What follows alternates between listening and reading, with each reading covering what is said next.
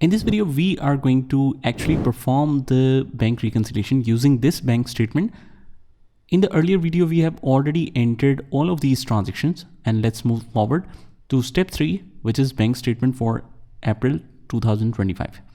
So this is the opening balance, closing balance, and all the transaction that is showing in the bank statement.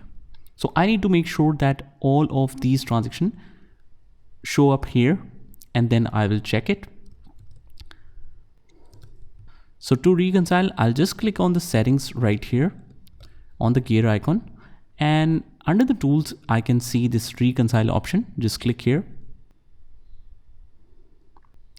and click on get started. Let's get reconciled. First of all, it will ask you which bank account do you want to reconcile. So I want to reconcile this Bright Interiors Bank. And in the bank statement, opening balance is shown as 5,000. I have the beginning balance right here with me as well. And the closing balance, I'll just put this amount right here, 6350. So 6350, and statement ending date is April 2025. So I'll just mention it 30th April. And there's no service charges and interest earned. Basically, when you see the bank statement, there are some kind of charges that you only know when you see the bank statement. That is, let's say that bank deducts any kind of service charges or interest charges, so that we can adjust immediately when we see the bank statement. So on specific date, we can just mention the service charge and the expense account to which it relates.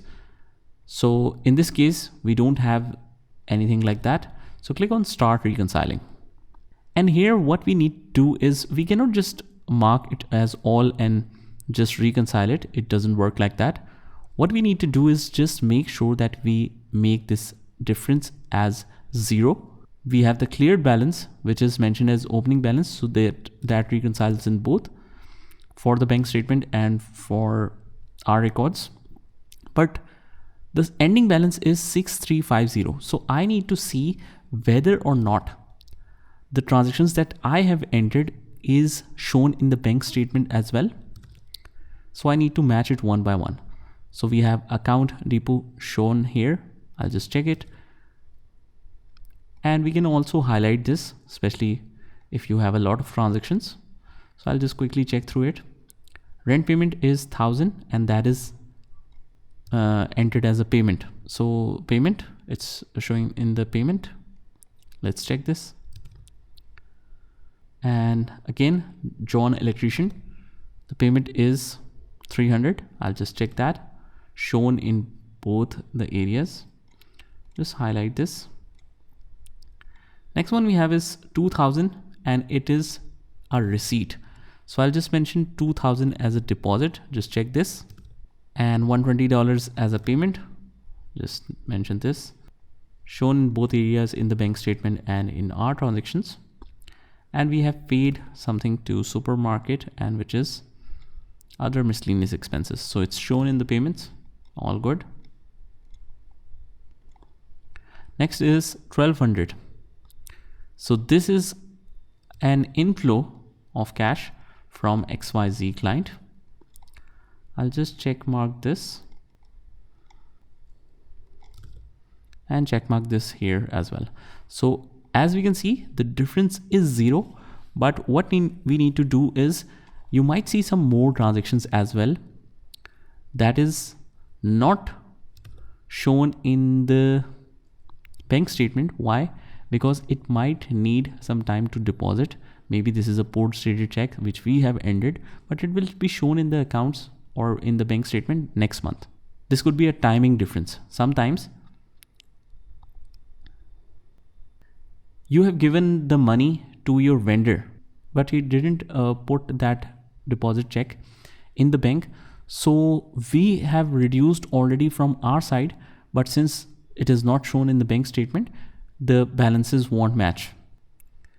Similarly, we have received, let's say, customer payment in check form, but we haven't gone to the bank yet and deposited that check. So they have deducted on their side, but we haven't entered this although we have entered it in our records that we have received the check, but it didn't reflect in the bank statement because we haven't deposited it in the bank yet. So there can be many scenarios here to reconcile the bank, especially when we have entered some kind of payment, but in the bank it is shown as a combined balance. Let's say that I've deposited a couple of amounts, but when the bank transaction comes, it should be a total of, let's say, 3 transactions. So we have to accurately match this. We can spend some time on it. So there can be many scenarios. Right now we are under the ideal scenario, but the main focus is that if other transactions are still showing here, it's not necessary that you match them all. Even then you can get the difference 0, because we just have to sort out that the beginning balances from our statement and in the bank statement is 5,000. So the ending balance in the bank statement is 6350. So what transactions are in both the areas, we need to match only that. So other ones, we can keep it as it is, no problem with that. And after that, just click on finish now. And it says you reconcile this account, done. And it will immediately extract a report for you. If not, we can click on the summary. Click here. And there is the reconciliation report, which we can download or print. Click on print and you can print it from here. So that's how you can reconcile the bank statement in QuickBooks Online. Just try this by yourself and I'll see you in the next one.